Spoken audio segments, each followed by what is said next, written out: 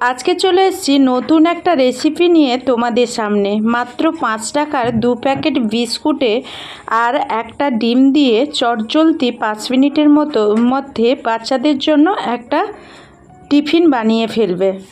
তো প্রথমেই নিয়েছি 5 টাকার চকলেট বিস্কুট 2 প্যাকেট। তোমরা চাইলে বেশি কিংবা কম করে নিতে পারো। তো 2 প্যাকেট বিস্কুট আমি প্রথমেই প্যাকেট কেটে বের করে নিলাম, আর এখন একটা ডিম ভেঙে নেব। তোমরা এই বিস্কুটের সঙ্গে এই পরিমাণ ডিমই যথেষ্ট। এরপর তোমরা যদি বিস্কুটের পরিমাণ বেশি করো তাহলে ডিমের পরিমাণটাও বেশি রাখবে। এরপর আমি এই বিস্কুটগুলো একটা মিক্সিতে পেস্ট করে নেব, আর তার জন্য এইভাবে ছোট ছোট করে ভেঙে নিচ্ছি। মিক্সিতে গুঁড়ো করার সুবিধা হবে।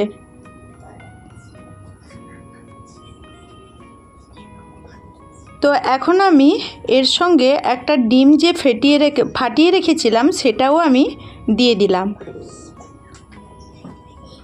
এরপর আমি দুটো মিশ্রণকে একসঙ্গে পেস্ট করে এখন বের করে নিয়েছি। আর দেখো পরিমাণ মতো চিনি দিলাম। তোমরাও তোমাদের মিষ্টি অনুপাতে চিনিটা দেবে, কে কতটা মিষ্টি পছন্দ করো। এরপর আমি একটু তেল দিলাম, সাদা তেল ব্যবহার করেছি। তো এরপর আমি খুব ভালো করে এটা মিক্সড করে নেব যতক্ষণ না চিনিটা বিস্কুটের সঙ্গে মিশে যায়। 3 থেকে 4 মিনিট আমরা কিন্তু এইভাবে মিক্সড করে নিতে দেখো দারুণ একটা ক্রিমের মতো বিস্কুটটা হয়ে গেছে। এখন আমি কিছুটা পরিমাণ ময়দা নিয়ে নেব।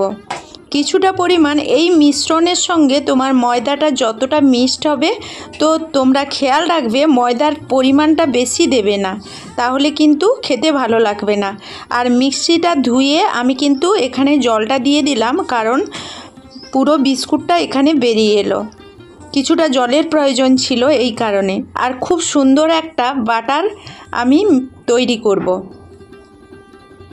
এখন অল্প অল্প করে আমি ময়দাটা দিয়ে তোমাদের শেষমেশ বলে দেব কতটা ময়দা আমার গেল। এরপর ময়দাটাকে এইভাবে আস্তে আস্তে বারবার করে পেস্ট করতে থাকবো আর মেশাতে থাকবো খুব ভালো করে। এখন কিন্তু আমার পুরো জলটা দিয়ে আমি খুব ভালো করে মেখে নিয়েছি। একসঙ্গে দিলে ডলা পাকানোর ভয় থাকে। এখন দেখো খুব সুন্দর একটা বাটারে পরিণত হয়েছে। আর এই বাটারের ঘনত্বটা তোমরা দেখে নাও, ঠিক এই রকম হবে। তো তোমরা খেয়াল রাখবে ময়দার পরিমাণটা খুব কমই দেবে, এতে বেশি দেবে না। এরপর আমি কিছুটা বেকিং পাউডার 4 চামচের 1 চামচ দিয়ে ওতে একটু জল দিয়ে দিলাম, যাতে মিশ্রণটা খুব সহজেই করতে পারি।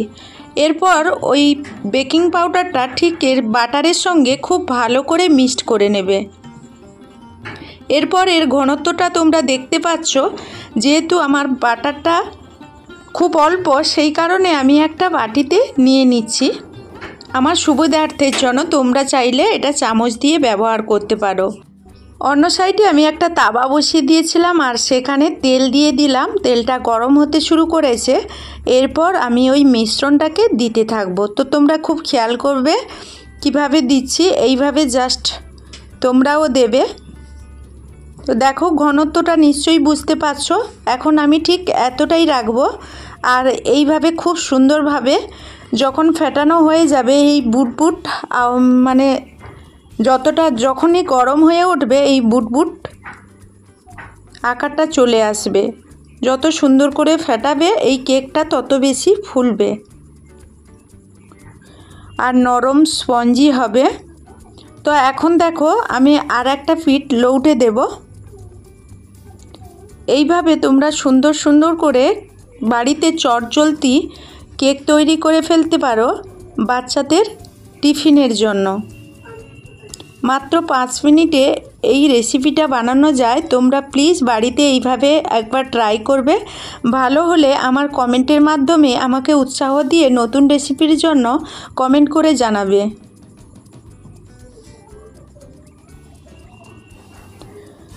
তো এইভাবে আমি সবগুলো রুটি ভেজে নিচ্ছি। এখন কিন্তু আমার একটা কেক হয়ে গেছে। তো এটা কেক বলছি, রুটির আকার রুটিও বলতে পারো। তো এই টিফিনটা তোমরা বাচ্চাদের জন্য কিংবা বড়দের জন্য খুব চটজলদি ব্যবহার করতে পারো, তৈরি করে নিতে পারো।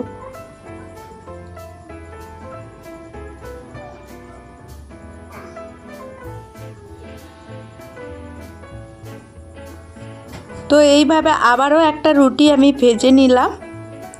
তো এইভাবে আমার 4টে হয়েছিল, 4টে খুব ভালো করে আমি সবগুলো এরকম উল্টে পাল্টে ভেজে নিলাম।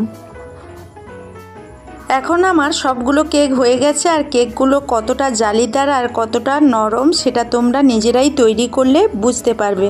তো যাই হোক বন্ধুরা, ভিডিওটা এই পর্যন্ত। ফিরে আসবো নতুন ভিডিও নিয়ে। ততক্ষণ সবাই সবার পরিবারকে নিয়ে ভালো থাকবে। এখনকার মতো এই ভিডিও থেকে বিদায় নিচ্ছি।